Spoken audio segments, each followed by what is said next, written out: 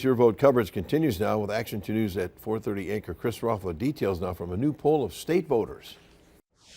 The Marquette University Law School releasing its most recent poll of Wisconsin voters this afternoon. This polling, conducted the final week of July, was the first since the Donald Trump and Joe Biden debate. Also the first since the assassination attempt of the former president and the current president dropping out of the race, and then Vice President Kamala Harris becoming the Democratic nominee. Now, on the surface, it really doesn't change the fact that it's still very close here in Wisconsin. Trump with a 1-point lead among registered voters and Harris the same among likely voters.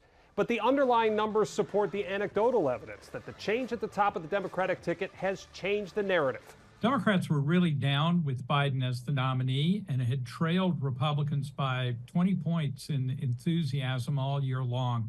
Now, this time, they're almost equal to Republicans in enthusiasm. That's good for Democratic turnout, good for Democratic spirits. But Dr. Franklin is quick to point out that polls are snapshots in time, not predictions. However, in this poll, he did ask voters for their prediction. 51% say they think Trump will win the election this November.